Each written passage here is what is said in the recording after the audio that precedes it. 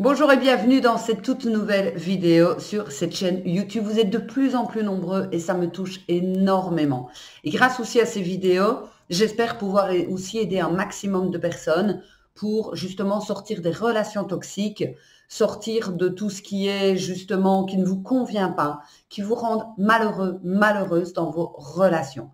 Petit rappel également, vous pouvez prendre rendez-vous dans la description. Je vous mets chaque fois le lien pour pouvoir prendre votre rendez-vous coaching. Soit vous pouvez prendre un rendez-vous, soit vous pouvez prendre par pack de 5 ou de 10 séances. C'est beaucoup moins cher et les prendre bien évidemment à votre meilleure convenance. Dernièrement, j'ai une cliente qui a pris par 5 séances et elle m'a dit, heureusement que j'ai pris par 5 séances, ça me permet tous les 15 jours de travailler sur moi et là, vraiment d'être lumineuse et de ne pas retomber dans cette relation toxique, justement. Donc aujourd'hui, je vais vous parler, je vais y arriver, je vais vous parler de comment oublier un ou une pervers narcissique. C'est le plus difficile chez les personnes justement qui viennent en coaching, c'est ce qu'on travaille également en séance, c'est comment oublier le ou la pervers narcissique. Parce que cette personne a tellement bien joué son jeu, c'est tellement immiscé à l'intérieur de nous que c'est comme un tatouage, en fait, qui est imprimé et on a beau frotter, frotter, frotter, ça s'enlève pas comme ça en claquant des doigts. La personne qui va vous dire, oh, c'est bon, t'as qu'à passer à autre chose, elle ne sait pas ce que c'est. Moi, je l'ai vécu quelques fois et c'est extrêmement difficile, ça vous colle à la peau, on en fait des cauchemars et c'est très compliqué. Donc, je vais vous donner des trucs et des astuces dans cette vidéo pour que vous puissiez, vous aussi, passer à autre chose plus rapidement. On se retrouve tout de suite.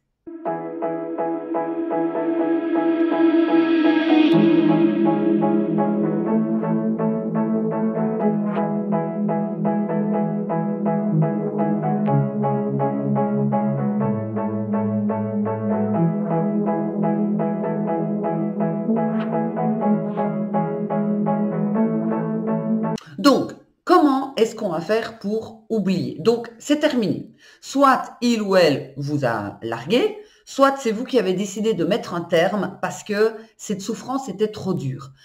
Souvent, ce qui se passe avec les pervers narcissiques, hommes ou femmes, on a tendance à aller trop loin. Ça veut dire qu'on veut aller jusqu'au bout, du bout, du bout, du bout, et on réessaye. On largue, on reprend, on largue, on reprend. C'est la chaise musicale, en fait. Et on va jusqu'au bout du bout. Et on souffre, et on souffre, et on souffre, et on descend.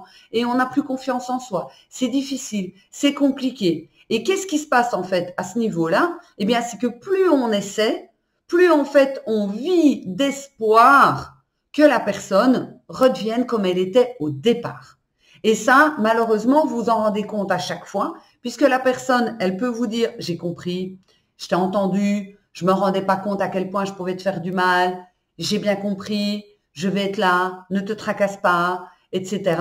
Vous réessayez. Une semaine après, parfois même pas, la personne redevient comme elle était, c'est-à-dire exécrable, elle s'en fout de vous, se moque de vous, elle vous insulte, elle vous rabaisse, enfin bon, bref, c'est la catastrophe. Donc ici, je vais vous donner des petits trucs et astuces pour que vous puissiez justement oublier cette personne. Donc, je ne suis pas là du tout pour juger le fait que vous ayez réessayé 50 millions de fois. Je peux le comprendre parce que quand on est émotionnel et quand on est amoureux, amoureuse, c'est difficile de lâcher. Puis surtout, s'il y a eu du love bombing au départ, on est en mode, c'est pas possible. Si cette personne a déjà été comme ça, c'est tout à fait possible en fait qu'elle redevienne comme ça. Et non, non, c'était que du fake. C'était que du cinéma, ça n'a rien à voir. Mais bon, passé ça, c'est terminé et vous n'arrivez pas à oublier cette personne. Alors, je vais vous donner d'abord des petits trucs vous concernant vous, puis concernant cette personne. D'abord, concernant vous, c'est que la première chose, c'est que vous devez vous réapproprier complètement votre vie. Le cerveau, en fait, il a eu l'habitude de faire passer les besoins de cette personne avant les vôtres. Ça veut dire, imaginons que vous aviez une personne qui faisait que de vous hurler dessus à chaque décision que vous preniez, eh bien, vous avez pris l'habitude de faire passer ses besoins avant les vôtres. Donc ici, il va falloir d'abord faire passer vos besoins avant les siens. Donc vous allez chaque fois prendre une feuille et vous allez noter Qu'est-ce que vous faisiez avant de rencontrer cette personne?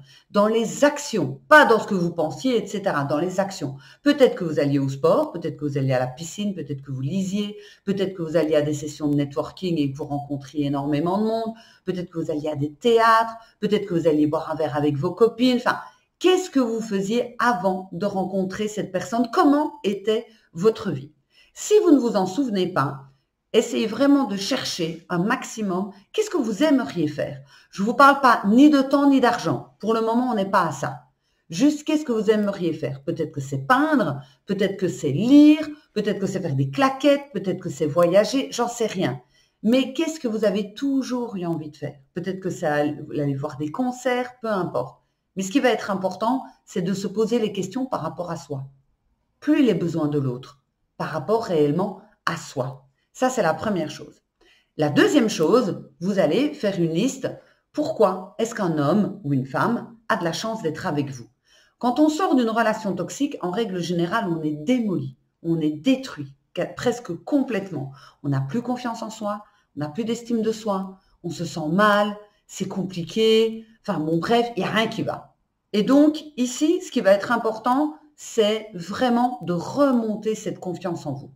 Quand moi, par le passé, je suis célibataire depuis 10 000 siècles, par le passé, quand c'était terminé avec quelqu'un, chaque fois que ça a été terminé avec quelqu'un, automatiquement, j'ai musclé mon cerveau à chaque fois pour dire, attends, c'est lui qui est débile. C'est lui qui est débile de passer à côté d'une femme comme moi. C'est pas moi qui dois me remettre en question.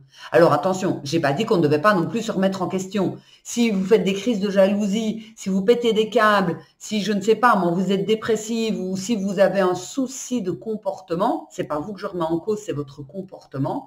À ce moment-là, oui, il faut travailler sur vous pour ne pas reproduire les mêmes schémas dans la relation suivante. C'est pour ça que vous devez prendre rendez-vous. Ça se trouve dans la description. Je vous le réexplique au cas où.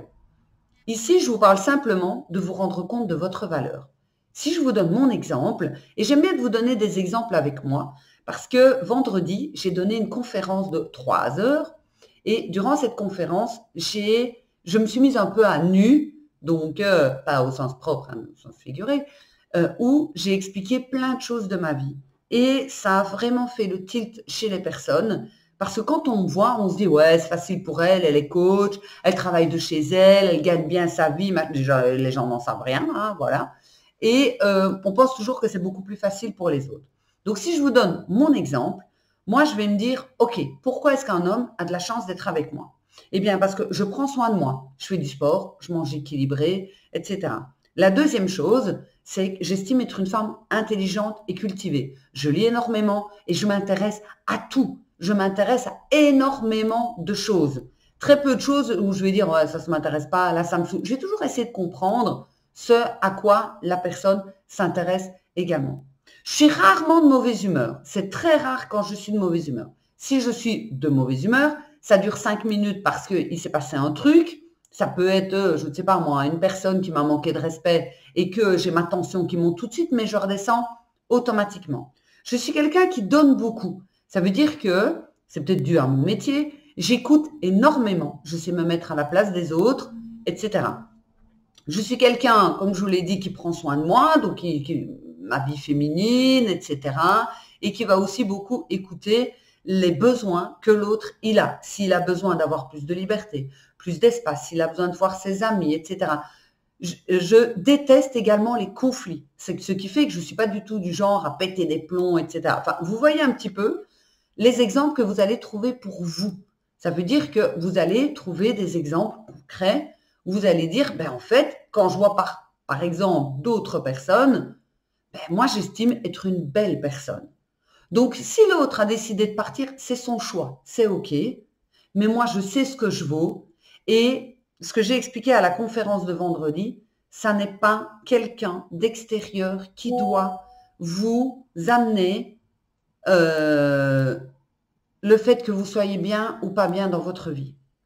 Si quelqu'un me dit, imaginons, vous m'envoyez un commentaire et vous me dites que tout ce que je dis c'est de la merde, machin et tout, ça ne va pas du tout me toucher. C'est pas la reconnaissance extérieure qui fait que je vais me sentir bien ou pas bien. Du positif, ça me fait toujours plaisir, bien évidemment, hein, ça fait toujours plaisir. Mais un haters ne me touche pas, je m'en moque. Franchement, ça ne me touche absolument pas. Donc, ce qui est vraiment important à comprendre ici, c'est de reprendre les rênes de votre bonheur. Donc, je vous ai dit en premier lieu, c'est de faire à nouveau ce que vous aimez faire. Et en deuxième lieu, c'est de reprendre justement cette puissance à l'intérieur de vous, de reprendre cette confiance à l'intérieur de vous. Vous aurez beaucoup plus facile. Troisième truc, c'est un truc qui va fonctionner entre votre cerveau et votre corps. Quand on met la main au-dessus d'une flamme, forcément ça brûle, on l'enlève tout de suite. Que d'avoir des pensées toxiques envers son ex, oh il me manque, je l'aime tellement, machin, on ne se rend pas compte à quel point on se fait du mal.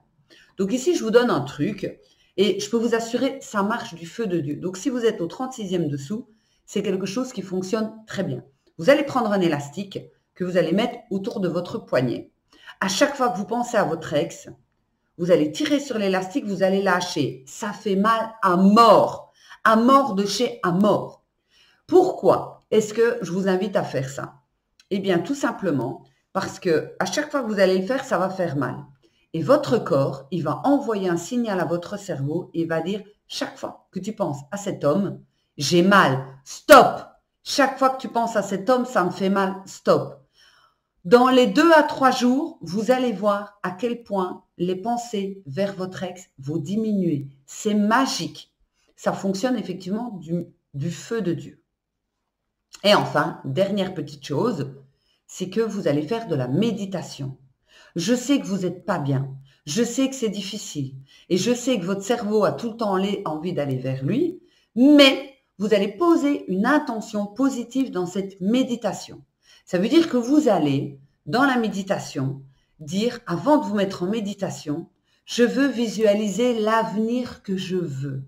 Et dans cette méditation, vous allez forcer votre cerveau, dès qu'il part, on le ramène dans l'ici et maintenant et de visualiser la vie future. Par exemple, j'ai une relation avec un homme aimant, qui prend soin de moi, qui est à l'écoute, etc. Vous allez vraiment faire ces visualisations 1 fois par jour au minimum. Vous allez encore une fois entraîner votre cerveau à voir des choses positivement. Donc ça, c'est vraiment les choses que vous allez faire pour pouvoir oublier votre pervers narcissique le plus rapidement possible. Il ne faut pas aussi oublier une chose, c'est que j'ai déjà eu des clientes, qui en fait me disent « je veux me débarrasser de lui ou d'elle », mais au final ne font pas les choses. Ça veut dire qu'on a envie de rester dans cette souffrance parce qu'on se sent encore en vie et on sent en fait qu'il y a cette attache qui est faite avec cette personne. Et ça, c'est vraiment très triste, mais en même temps, ça fait partie du deuil, d'être dans l'acceptation que c'est fini et j'accepte d'avancer. Ne restez pas trop longtemps dans cette phase de deuil où vous vous raccrochez parce qu'en fait, il ne faut pas oublier aussi une chose, c'est que vos comportements vont amener qui vous allez devenir. Donc, à force d'être dans cet état-là, ça va être pour vous de plus en plus difficile d'en sortir. Parce que pour votre cerveau et pour votre corps, ça va être une habitude. Donc, ça va devenir une humeur et ça va devenir une personnalité. OK? Maintenant, par rapport à lui, qu'est-ce qu'il faut faire? Moi, ce que je conseille toujours, c'est de le virer. Le ou la virer. Jarter, bloquer, etc. Je sais, c'est difficile. Je peux le comprendre. Mais virez. Faites ce geste de « tu n'existes plus ». Ça ne sert à rien de garder la personne. Je garde cette personne sur Facebook parce que je veux que cette personne voit à quel point je suis heureuse par le passé. Bullshit. Vous virez directement. Le fait de virer, ça va être clair, net et précis. Et pour la personne toxique, ça va aussi mettre, ok, elle passe à autre chose, elle vire. Il n'y a pas besoin il y a moyen de rester amis, machin, etc. Bullshit. Ça ne sert strictement à rien. Donc, ces conseils que je vous donne, c'est vraiment pour que vous puissiez oublier le plus rapidement le ou la pervers narcissique. Parce que cette relation ne vous amènera à rien. Strictement à rien. Il vaut mieux enlever le sparadrap d'un coup que petit à petit, ça fait moins mal de l'enlever d'un coup que d'être là, aïe, aïe, aïe, aïe. Et puis 1 heure après, je continue encore à l'enlever parce que ça me fait mal. Donc ça, c'est vraiment important à comprendre, c'est que ces relations, même si vous m'écrivez des commentaires, etc., que vous êtes toujours dedans, je peux comprendre, ça vous fait du bien, mais vous devez agir pour reprendre en fait le contrôle et cette liberté de votre vie parce que pendant ce temps-là, le temps, il passe. N'oubliez pas aussi de me rejoindre sur Instagram, sur Facebook et sur tous les autres réseaux où vous avez chaque fois des vidéos différentes. En attendant, je vous remercie de m'avoir écouté et je vous souhaite une magnifique journée. Ciao!